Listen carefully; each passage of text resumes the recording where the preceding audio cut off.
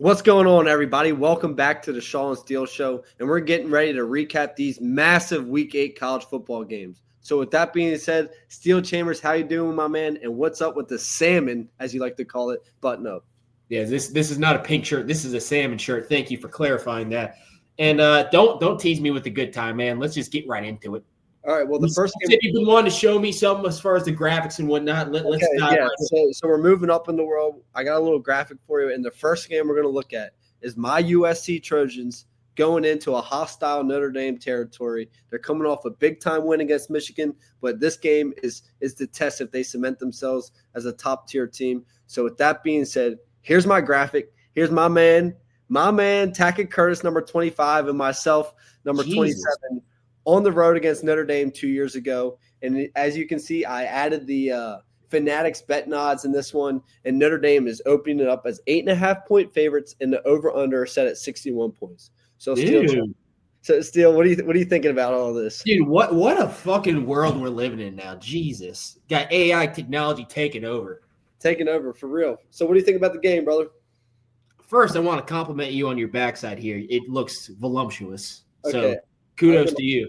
I'm gonna remove this. As far as the game. I sort of want to take a step back what I said last week as far as Michigan losing that game, you guys not winning it. Looking at the tape, you guys took it to them, and they took it like the good old boys they are. But as far as Notre Dame, I think the key to winning this game is to get Jaden Mayava off the spot and ultimately stop the run. I think you do that, you make him just deal with pressure, something that he hasn't really dealt with that much throughout the year. I think that's going to be big in really just winning this game ultimately. Do that, bracket the receivers with Lemon and all those other guys. I think that's big. And then for USC, as Coach Mick always says, the first thing you need to do in these road games, you need to stop the run. And then Jeremiah Love, he's such a good back. If Notre Dame can use him the proper way, it's going to be really hard to stop this guy. So USC, they got to stop that run, make CJ Carr be the guy to win this game, because he's played really well this year, but he has his instances whenever he's turned the ball over. So if they can do that, they can make it a lot closer in South Bend. But I have Notre Dame winning this game. I'm now becoming a USC hater. I'm just gonna lean into that role. I'm gonna let you. All right, you're a certified USC hater, but that's okay. Yes, we love the haters. But there's two types of teams we've seen out of USC this year, and was on the road against Illinois, and that's last weekend against Michigan, and they couldn't be any more opposite teams. Very physical, very dominant against Michigan, and then kind of got physically dominated against Illinois. So they're going to have to pack up that toughness, as Coach Mick would say at Ohio State. They're going to have to put in their suitcase a little bit of extra of it and take that up to South Bend. And when I look at this game, Notre Dame, 2 losses. If Notre Dame loses this game, they're done. Yeah, they're out. I will say, again, a lot of people don't like Notre Dame just because they're not in the conference, all that stuff. I think we're both kind of in that boat. But you look back at kind of the teams they played, they're now the number, I think, 2 and number 3 team in the country, or 2 and 4 team, something like that. They're in the top 4. And in those 2 games, they lost by a combined of 4 points. Right. So now you're seeing Notre Dame roll through these teams pretty easily. You see that the 2 games they lost early on are now against 2 of the best teams in the country. This narrative starts to come about like, okay, maybe Notre Dame, they are just a really good team. They had a bad luck of the draw early on.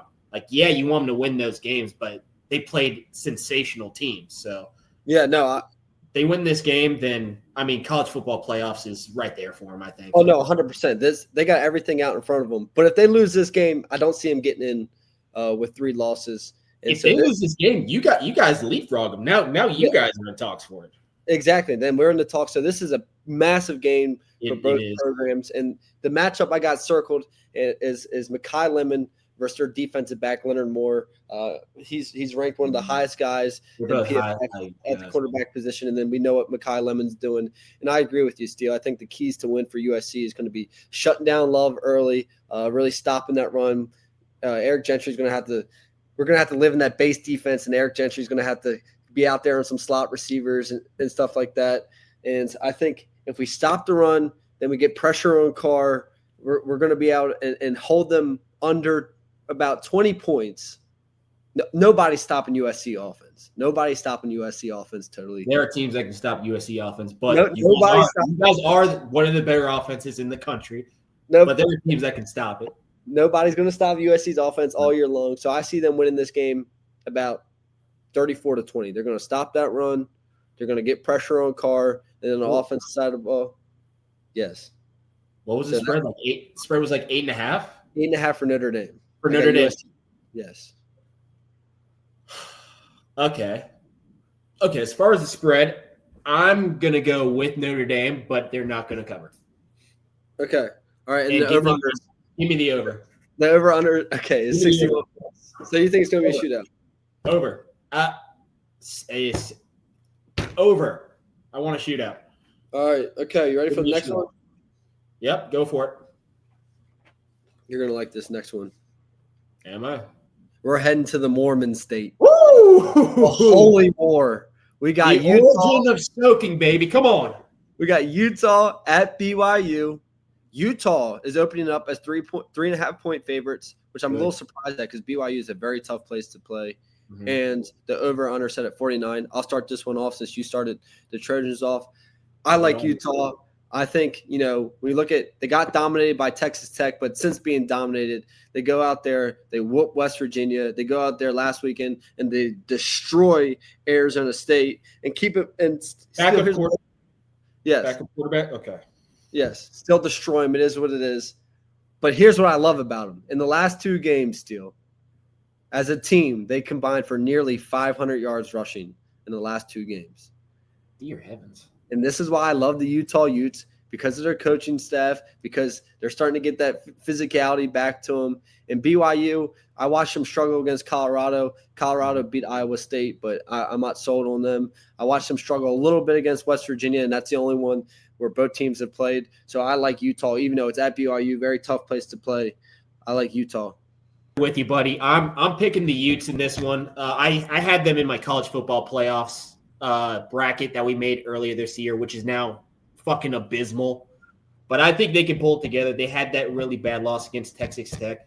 They're turning around. A star wide receiver, one of my best buddies from high school, Ryan Davis. He's really emerging onto the scene. And then Devin Dampier, I think he's going to be the saving grace of this team if he plays well. You see how he can hurt teams on the ground and in the air if he protects the ball. That's probably his biggest knock on him as a player, especially in that Texas Tech game. He was giving the ball up left and right. But, I mean, this BYU team, I mean, they haven't played too many people, but they win these close games. They're led by a true freshman, Bear Bachmeier. But, yeah, Bear Bachmeier. Thank you for helping me with that. Bear Bachmeier, he looks like a 4-year vet out there. He's killing you on the ground and in the air. But I think Utah just has too much on the offensive side for BYU to contest against. So I'm going to go with the Utes. Hopefully they pull it together so my bracket doesn't look like complete shit at the end of the year. Give me the Utes. I like the Utes. I like the direction the Utes are heading in. They're trending in the right direction. And it's kind of like Bama against Florida State. Yeah, I think they use that ass whooping by Texas Tech. They wanted to get back to that Big 12 title, hopefully against Tech, and get their redemption. I like what the Utah Utes are doing, and I think they're going to continue to get better. Okay, you ready for the next one, my brother? Come on, give it to me. All right, here we go. Mm-hmm. Bam. Okay, we got we got Alabama at home against Tennessee. In Alabama, this is kind of a lengthy spread. Opening up as 8.5 point favorites, over under set at 58.5. What do you got, Steele? What do you got with this one? I'm just going to tell you right now, I'm taking the over. Tennessee, they have become the gunslingers of the SEC, but another big SEC game. Feels like we have a couple of those every single weekend, but I think this is a good matchup, honestly, for Tennessee. I think where they thrive, Bama is sort of a little lackluster. You see Bama, especially with like deep coverages and stuff, they have a lot of MAs. Hubbard, he's not all that fast. He's a great player, but he just doesn't have the quickness of maybe some of these other safeties in the game. And then you got Chris Brown. Huh? Why is that? White? Steele, you did not just pull that card. Dude, I'm over here wearing a salmon shirt. I love my white brothers. I'm just telling you how it is. So you're saying I was slow out there? No, but the whiteness does not help. Okay, all right. Just go on. Keep going. All right, where was that? Chris Brazzell. You need a little speed if you're going against a guy like Chris Brazzell. He reminds me a lot of like that Jalen Hyatt that we saw a couple years ago, where it seemed like he was catching a 60-yard touchdown every single game. Yeah, that connection between him and Joey Aguilar is huge. And then if they want to win this game, I think they need to go in with the same game plan they had against Georgia. Get up on them fast. Just make this a track meet. Hopefully the defense gets a couple big plays on Ty Simpson, slows up that offense, takes him off the field. But Bama, DeBoer, it's so hard to root against them at this point. They've got so much momentum rolling in. I can't go against the Tide, so give me Alabama. I don't think they cover the spread, but they're going to win this game outright. All right, Steele. Well, I like Joey Aguilar. Hopefully I said his name right. Mm-hmm. He's been slinging a rock. Mm-hmm. But there is something I want to bring up. In conference play, he's got 6 passing touchdowns, and he's got 4 interceptions, believe it or not. It's the life of a gunslinger.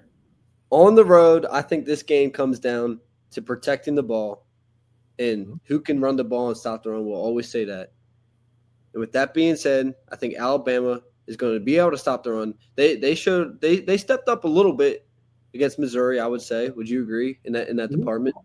Of course. Yeah, I mean, they had one of the best backs on the other side of the field. They kept him like under 60 or 70. Exactly. I like what Alabama did on the road against Missouri. I like this last 3-game stretch. I think DeBoer has turned the table. He's got his swagger back, his confidence back. He's got his troops rolling. I love Ty Simpson. I think I want him, him, Jaden Maiava, a couple other guys in there for the Heisman. Is there a butt? Huh? No. You were setting me up. Damn. There's no butt coming. I'm not. Tennessee's given up like 40 points to Mississippi State, near 40 points to Arkansas, who just fired their coach. I'm not on the Tennessee wagon. So roll Tide roll. I know I was setting it up as a butt, but roll Tide roll. Okay? Are they covering? They are covering the 8.5. This is they cap off this stretch of games where they've been getting better and better and better. And I think they put it all together and they show that they're number 1 team in the SEC. I want to jump in with you now on covering that spread, but I'm a stick to my word. I'm a man of honor. What do you got for the over under 60? Over. Or 58.5. So over, yeah. I'm gonna go over as well. Okay, you ready? Yep. High scoring games this week. Go ahead, give it to me. Come on. Bam! Oh, you putting the guy on? I thought you fucking hated that guy. Okay, I'll start this one off. We got LSU on the road against Vandy. Vandy, 2.5-point favorites, over under set at 48.5. So, I can't stand Vanderbilt. Mm-hmm. I can't stand Diego Pavia. Yeah. But there's only one thing I hate more than him in Vanderbilt. And that's head coach Brian Kelly. I cannot stand that guy. I think Nussmeier's underperforming. I think their run game is dog shit. Mm-hmm. So I love Vanderbilt. At the games at 12 o'clock East Coast time in the middle of the day, LSU can only perform under the lights, in my opinion. Sorry, Grandma Chambers, but give me Vandy on this one. Give me Vandy on this one. I'm going with Pavia. I hate to do this to my grandmother, but you read my mind there, and I'm also going with Vandy. Okay. Like you said, dude, Nussmeier. At this point, we're in week 8. I don't even think it's an underperforming thing. I think maybe it's a new system. Something is up this year, kind of like Arch Manning before that last Red River game. He's just not as good as people might have talked about him as, like, at the beginning of the year. I think their defense is fantastic, but they just do not play that complementary football. I think Diego Pavia, as much as you hate him, ultimately he has brought a winning culture to this Vanderbilt program, along with their head coach. So I think they're going to be ready to play this one. I think this is going to be a huge win for them and their program.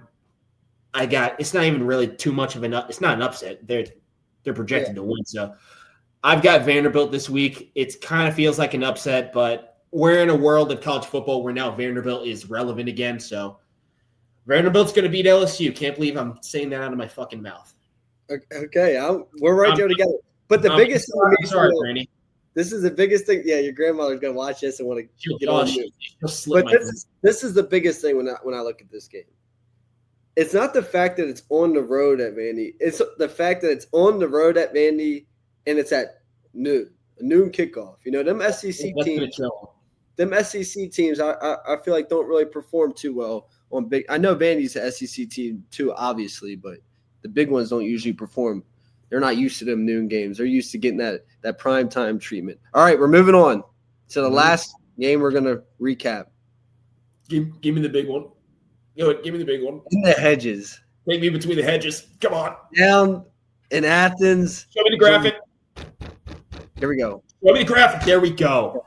There we go. Okay, we got Ole Miss on the road against Georgia. Mm-hmm. Georgia's opening it up as 7.5-point favorites, and the over-under set at 54 points.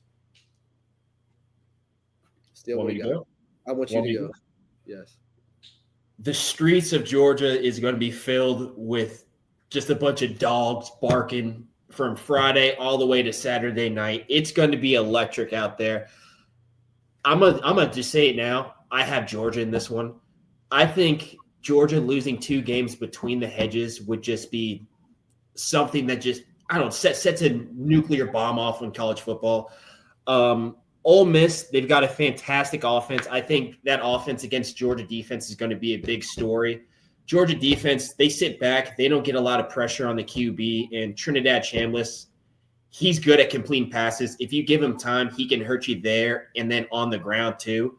Ole Miss, great in the running game. Kawan Lacey, Trinidad Chambliss, fantastic duo on the ground. It's going to be hard to stop that offense. And then on the flip side of it, I think Stockton needs to start throwing the ball downfield a little more. Their play calling, I really hate it. It's just nothing but screens and zone runs. And against this fantastic Ole Miss team, I think you got to create some kind of explosive plays in order to win this game. But again, I got Georgia in this one. It just feels like it feels like sort of a sin to say that Kirby Smart's going to lose 2 games at home in 1 year.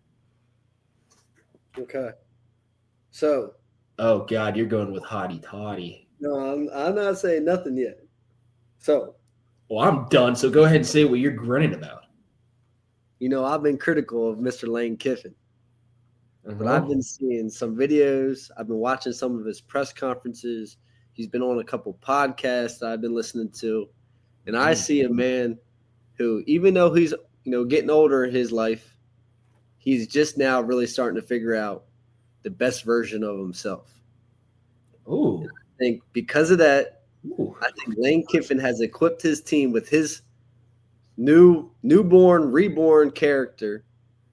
And I think Ole Miss is a legit team. I like Trinidad Chambliss, and I think they walk into the hedges. Kirby Smart is 1-2 against Ole Miss, by the way. Mm-hmm. I think they walk into the hedges, and I think Georgia pounds the rock right down their throat. Give me the Bulldogs. All right. Okay, fucking Pat McAfee. Don't fucking set me up. No, I'm kidding. I'm kidding. I'm going with Ole Miss. Okay, dude. You're putting my fucking mind in a pretzel right now. All right. No, I'm going with Ole Miss. I like Lane Kiffin. Like I said, I really do think he's the best version of himself. I think he's coaching at a very high level. And the biggest thing to me is the football gods. Georgia, they found a way to win that game. They played a great second half against Auburn, but there were a couple controversial things that happened in that game, and I think it's going to catch up to them. And I like Ole Miss. I really do like Ole Miss. I like Trinidad Chambliss. I think the defense is getting better and better, and they're going to play better than they did against Washington State. So I like. Sorry about that. I like Ole Miss. All right. I mean, Lane Kiffin did just call Kirby Smart a fat ass. I saw that. Basically. I saw that. Okay, Steele. Now, before we move on to my favorite segment of every show, I want to know, do you have a game that you're kind of saying this is a lock that we haven't talked about? A team, an upset, a lock, upset, a team. I can go first. You want to hear mine? Mm-hmm. Yeah, let me hear it. Unless you steal mine, then you're going to piss me off. This is my lock of the week. Don't steal it, dude. Come on. Go ahead. Is it an ACC? Okay, we're good. Okay. I'm heading to the Atlantic Coast Conference, and I got the Duke Blue Devils taking out the Georgia Tech Yellow Jackets, and that is my lock. They're favorite. They're like 1.5 point favorites, by the way. But Dude. I got Duke taking out Georgia Tech. Is that a night game? Let me look. If it is, that's almost guaranteed. Dude, there's some weird mystical juju behind that Georgia Tech Duke. No, it's big noon. Either way, I think that's a fantastic call. I'm going with the Blue Devils of my lock of the week. That's a great call, buddy. All right, what do you got? Oh, no, I feel like a dumbass even bringing this up. Bring it up. All right, I guess if this hits, then you're fucking clipping this. Okay. I think maybe Arizona State decides to have the game of their lives, and they go and they beat Texas Tech. Where's the game at? Are you with me there? I think you're absolutely insane, but where's the game at? See, I kind of I lied. The Georgia Tech Duke one was mine. Was it really? Yeah. Are you serious? Put me on the spot. Now I just had to pull something out of my asshole. No, that's okay. That's okay. Well, let's just, dude. You know what? We've been on the same way pretty much all game. We'll just say the Shaw and Steele show, their lock of the week. Duke versus Georgia Tech. All right. Yeah, you had it in your mind. We didn't talk about this. I had it in my mind. It worked out like that. So we are riding the Duke Blue Devils. Okay. Yeah. Let's ride. All right. Well, we're riding Duke. We'll be wearing Duke shirts on Saturday. Never.